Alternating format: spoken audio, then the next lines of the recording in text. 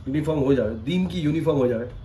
हरी पगड़ी वाले, लाल पगड़ी वाले, सोफी टोपी वाले, काली शलवार वाले, नीची शलवार वाले, ऊंची शलवार वाले, काली टोपी वाले। तो टांगों के बीच में तो दुम्बा गुजर सकता है कि नहीं?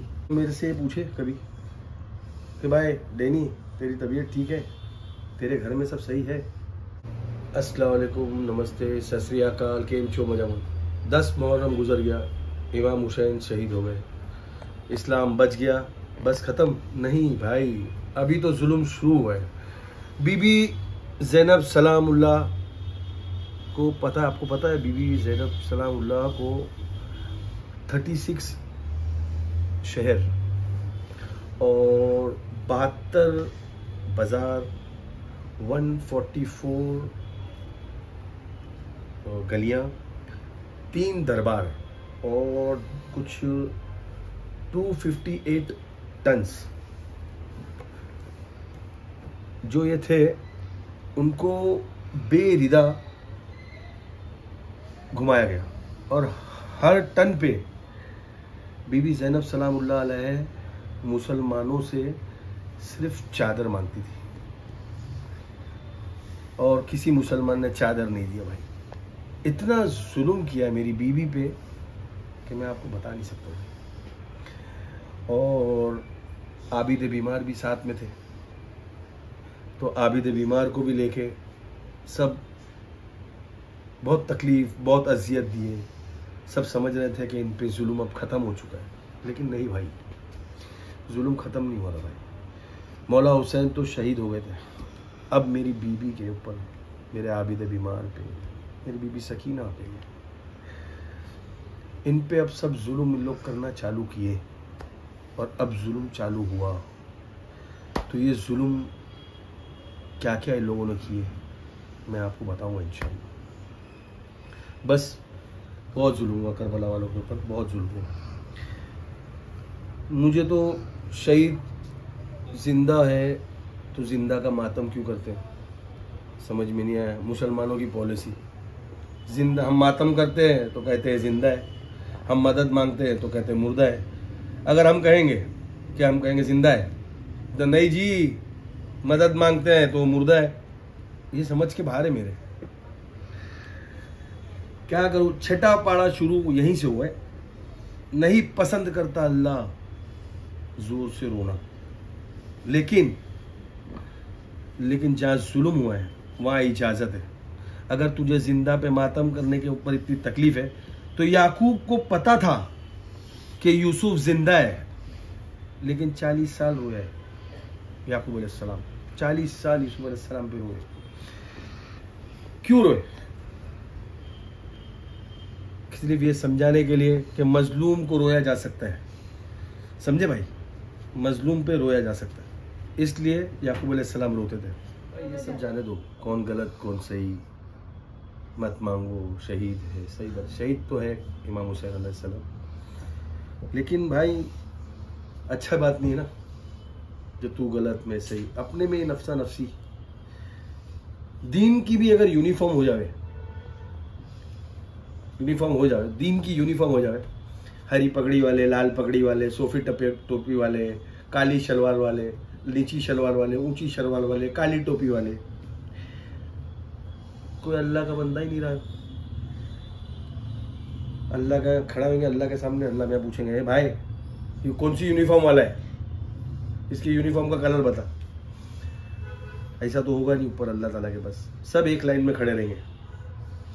और अब ये आलम है यहाँ पे कि आपके लिए मैं काफिर, मेरे लिए वो काफिर, उसके लिए वो काफिर। अपन रोशन ख्याल हो जाए, अब इस मुल्क में वो मुसलमान रहा ही नहीं, बराबर। ये कुफ्र की बात है भाई, सब हर वक्त कुफ्र की बात है। उसकी बुनियादी वजह ये है, हम आपस में एक दूसरे से वो सवाल पूछते हैं जो खुदा हमसे पूछेगा। हम एक दूसरे से वो सवाल नहीं पूछते जो हम एक दूसरे को पूछ सकते हैं। तुम्हारा मजहब कौन सा है, नमाज किस तरीके से पढ़ते हो, कयाम में खड़े होते हो तो टांगों के बीच में से दुम्बा गुजर सकता है कि नहीं? नहीं भाई, ये सब नहीं होना चाहिए भाई। मोहब्बत होना चाहिए, कोई मेरे से पूछे कभी कि भाई डैनी तेरी तबीयत ठीक है, तेरे घर में सब सही है, कोई चीज़ की ज़रूरत है, मेरे को नहीं, किसी मुसलमान को पूछे, इंसानियत हो, इंसानियत को पूछे कि भाई किसी को ज़रूरत है, कुछ तकलीफ है, नहीं, ये नहीं होगा भाई। तेरी टांग मैं खींचूं, मेरी टांग तू खींचे, उसकी टांग वो खींचे, बस यही चलेगा। इसीलिए आज पीछे है भाई।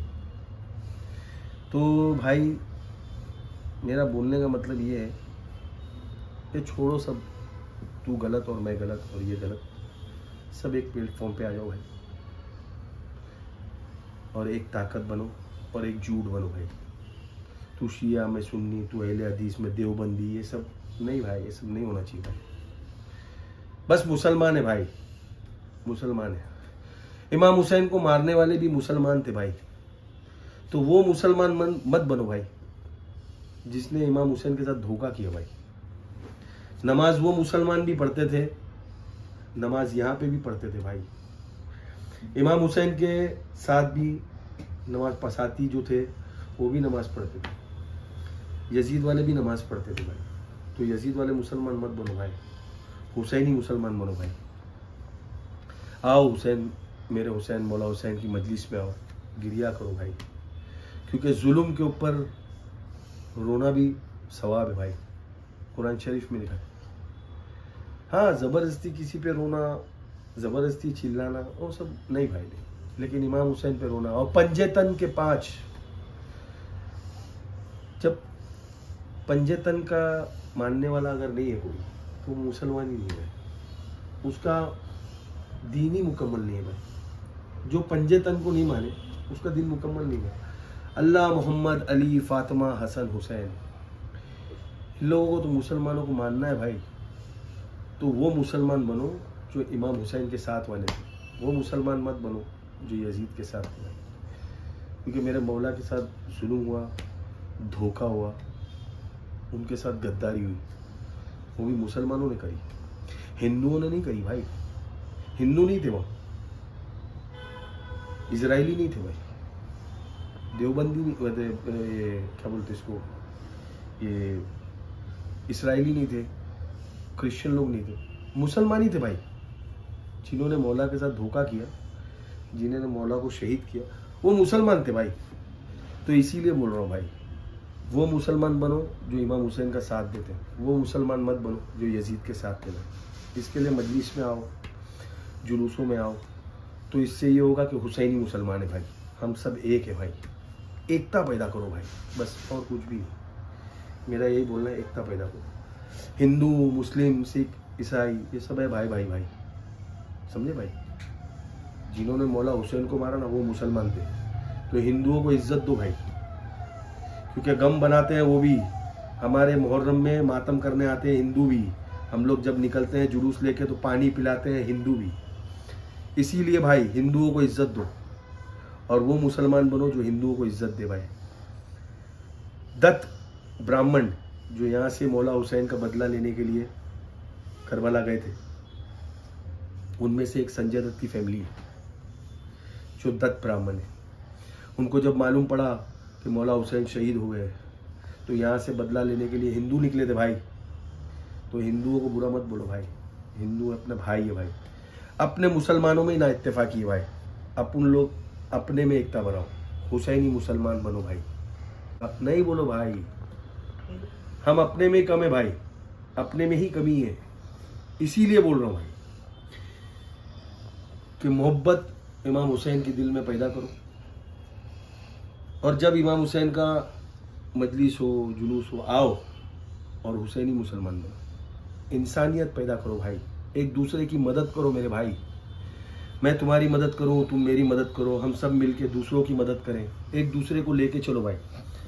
ये मत करो भाई, मत करो ये कि तू मुसलमान, तू देवबंदी। अब कुछ नहीं बोलूँ। 11 मुहर्रम की वो सुबह थी जब अहले बैत के कूफा जाने का हुक्म हुआ। करबला से कूफा का फासला 56 मील है। ये फासला बहुत सूरत से तय हुआ, और रिवायत के मुताबिक काफिला 11 मुहर्रम की शाम को कूफा पहुंच गया था। मस्जिद हनाना कूफा की अदीम मतलब बहुत नामचीन मस्जिद है हनाना, और यहीं पे शौदा के सर है, और अहले बैत ने यहाँ क़याम किया था। और यहाँ से इब्ने ज़ियाद के दरबार में ले जाया गया था, जिसे कसरे दारुल अमारा कहा जाता है। अस्तर को आरास्ता किया गया और हर खास व आम को शिरकत की दावत दी गई। पूरे शहर को वहाँ बुलाया गया था और वहाँ पे बहुत जुल्म हुआ था भाई। बस इसके आगे अब क्या बताऊँ। करबला का वाक़या ख़त्म नहीं हुआ था भाई, आशूरे के दिन चल ही रहा है अभी जुल्म। मैं बता रहा हूँ, आपको अच्छा लगा और ऐसा लगा कि मैं कहीं गलत हूँ या गलत बोला हूँ तो भाई उसके लिए मैं माफ़ी चाहता हूँ हाथ जोड़ के। अगर आप लोगों को लगे कि मैं कहीं गलत हूँ तो मुझे कमेंट्स करके बताइएगा, मैसेज में बताइएगा। और अगर मेरे से कोई गलती हो गई हो या किसी को बुरा लगा हो या किसी के दिल को चोट पहुँची हो तो उसके लिए मैं माफ़ी मांगता हूँ। हालांकि मैंने इसमें कुछ गलत नहीं बोला, बस मैंने संदेशा पहुँचाया हो कि एकता पैदा करो और कुछ भी नहीं। तू गलत मैं सही, ये गलत वो सही, सब छोड़ दो भाई। अगर मेरे से कोई गलती हो गई हो, कुछ बात बुरी लगी हो तो उसके लिए मैं माफ़ी चाहता हूँ। मुझे कमेंट में बताना प्लीज़, और लाइक करो, अच्छी लगे तो लाइक करो, सब्सक्राइब करो, कमेंट करो, शेयर करो। Love you all, love my YouTube family very much. Bye, खुदा हाफिज़, टेक केयर, शब खैर।